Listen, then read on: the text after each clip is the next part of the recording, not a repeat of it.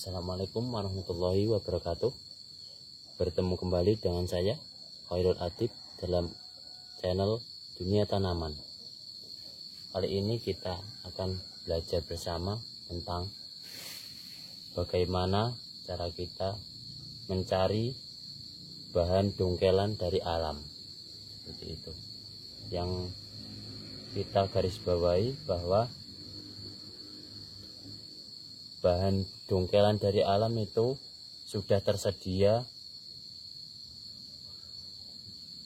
kemudian bahan dongkelan itu sudah baik memenuhi kriterianya seperti berikut. Ini bahan mentaos yang saya ambil dari kebun teman. Kemudian kita dongkel. Setelah kita dongkel, kita pilih-pilih bahan ranting yang kita gunakan, kemudian kita potong seperti itu. Tips agar bahan dongkelan itu baik dan cepat bisa tumbuh seperti itu, dan kriterianya seperti apa kita lihat.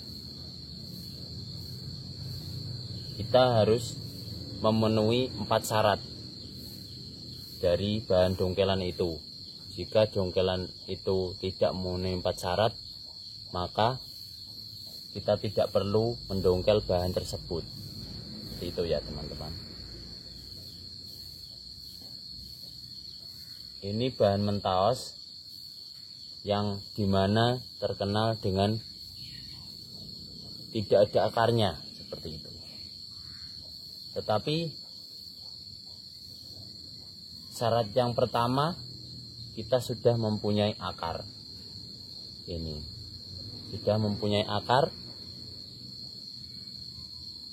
bahwa dongkelan tersebut sudah memiliki akar minimal 3 akar seperti itu. Dan di sini ada 4 akar, 1, 2, 3, 4 seperti itu ya. Kalau bahan mentaos kemudian kita dongkel tidak mempunyai akar, maka itu akan memakan waktu yang lama dan mentaos itu susah berakarnya, minimal 10 tahun untuk menumbuhkan akar seperti ini, sebesar ini. Untuk bahan akar sebesar ini kita membutuhkan waktu selama 5 tahun seperti itu ya. Ini sejempol nih. Ini membutuhkan waktu kurang lebih 5 tahun seperti itu teman-teman. Jadi kita tidak perlu, saya sarankan tidak perlu mengambil bahan dongkelan dari alam jika tidak memenuhi syarat di mana bahan dongkelan itu tidak memiliki akar seperti itu. Tidak memiliki akar ya. Kemudian yang kedua, syarat yang kedua bahan dongkelan dari alam yaitu pohon ini minimal sebesar tangan seperti itu, ataupun lebih besar lagi boleh, karena kita mencari dongkelan dari alam itu, jika kita mengambil bahan dongkelan yang kecil, maka dongkelan ini tidak bisa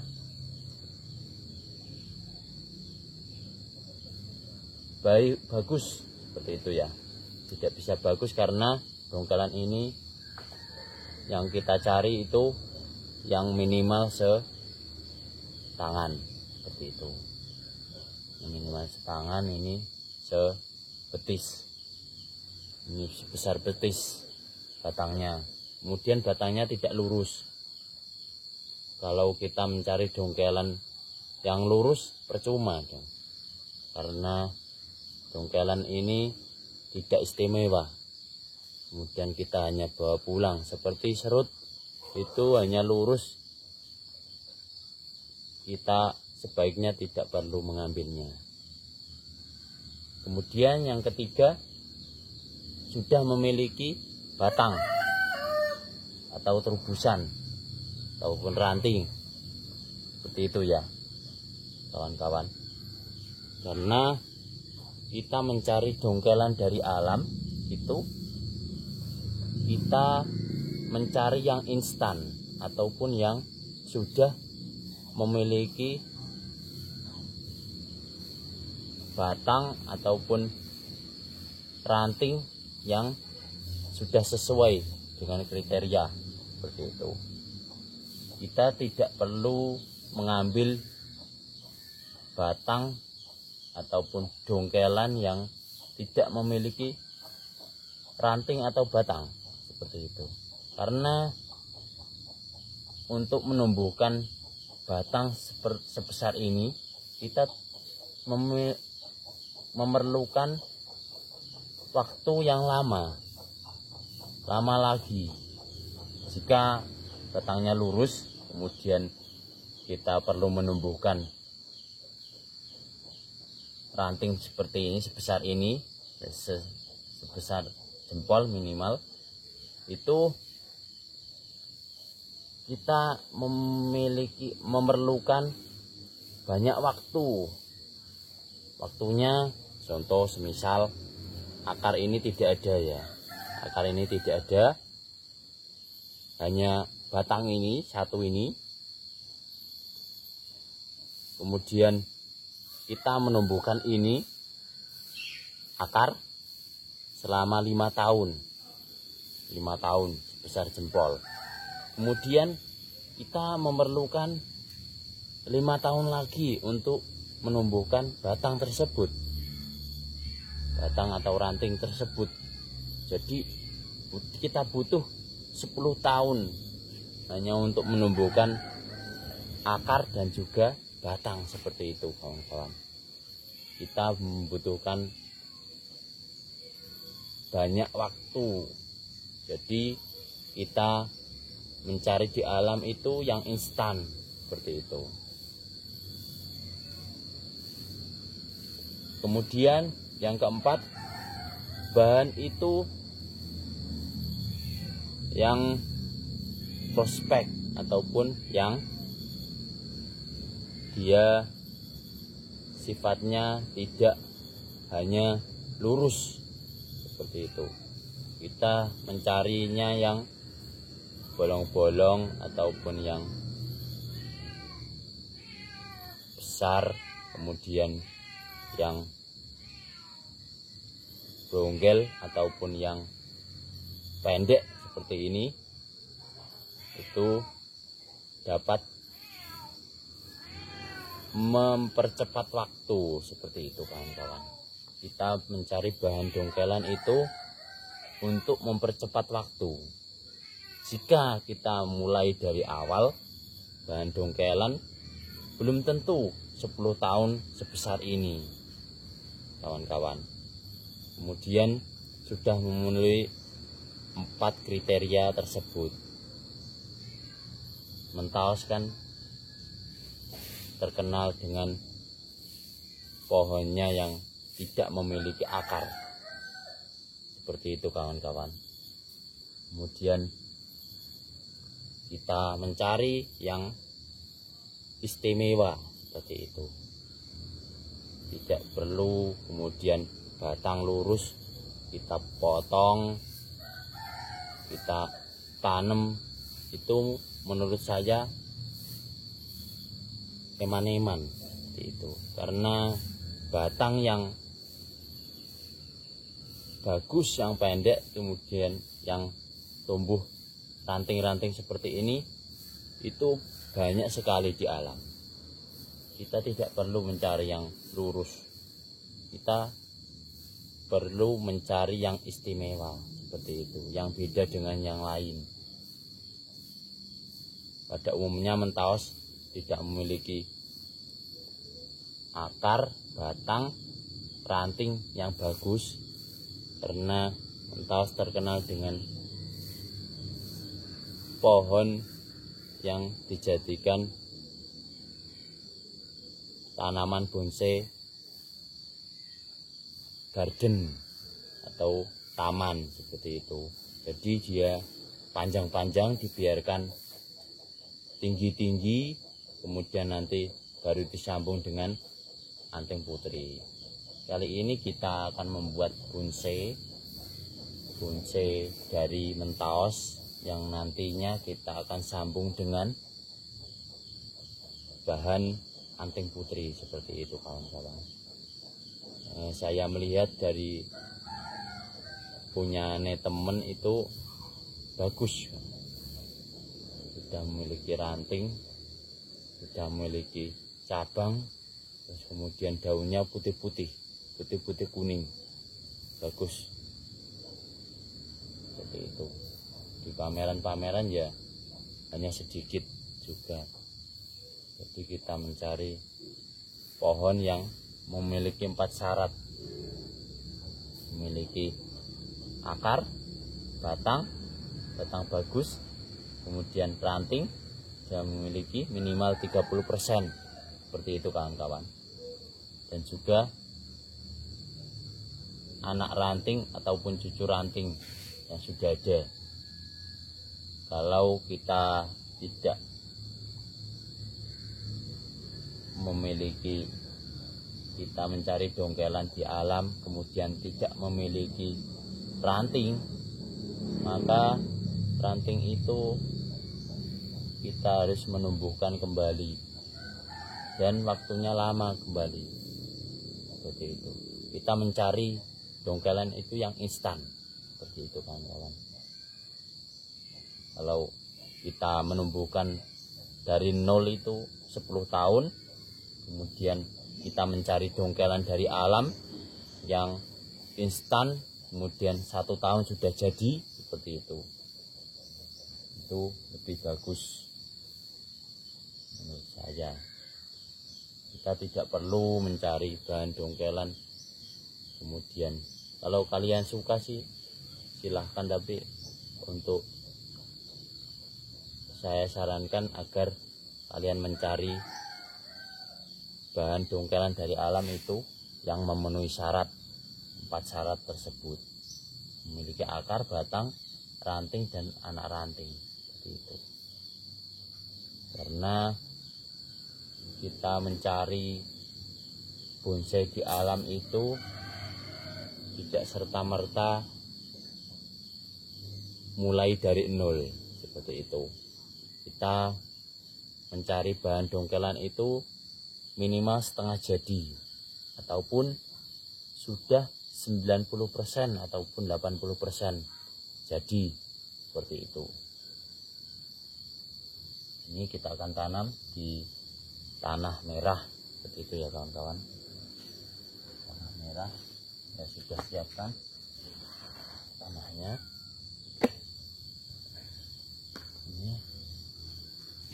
Ini kita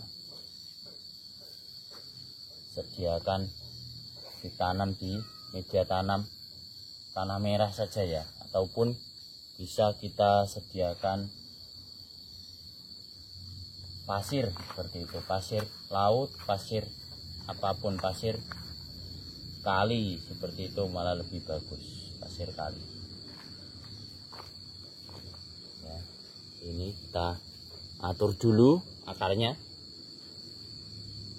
Nah, seperti ini kita press ya akarnya ya, karena agar masuk pot itu kita harus menyortir akar tersebut agar tidak terlalu panjang, seperti itu. Nanti akar pendek ini sudah bisa keluar akar lagi, kemudian nanti bisa bagus, seperti itu.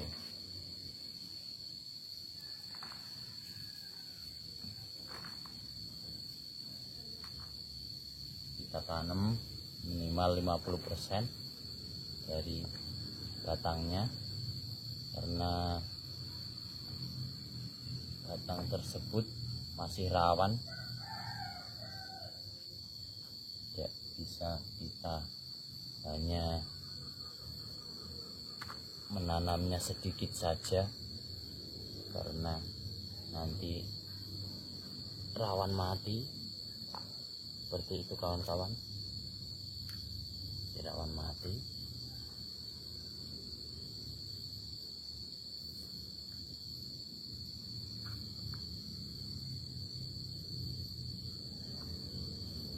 Ini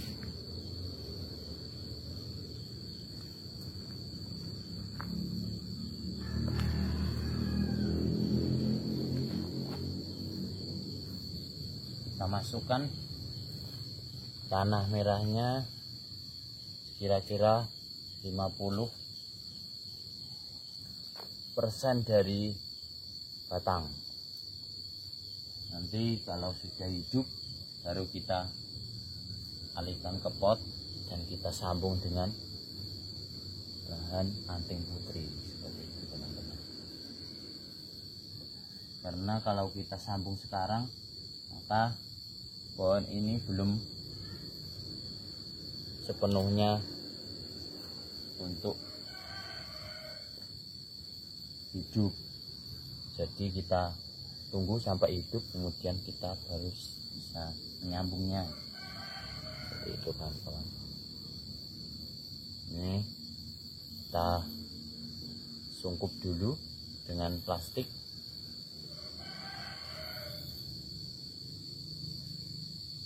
Nah, selesai. Ini kita sungkup dulu dengan plastik.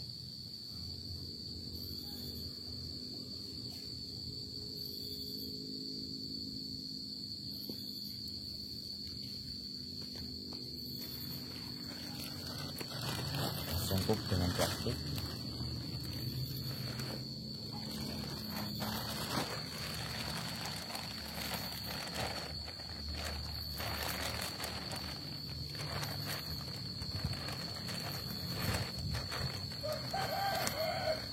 Untuk bahan ranting-ranting yang tidak begitu berguna kita masihkan, kita tidak potong karena nanti ranting-ranting ini akan cepat keluar tunas seperti itu kawan-kawan.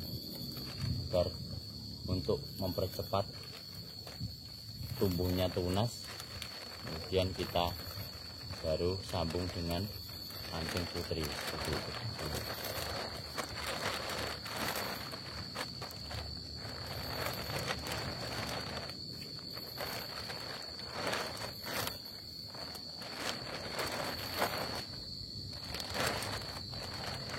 Patut digarisbawahi, kita tidak perlu mencari bahan jongkelan dari alam yang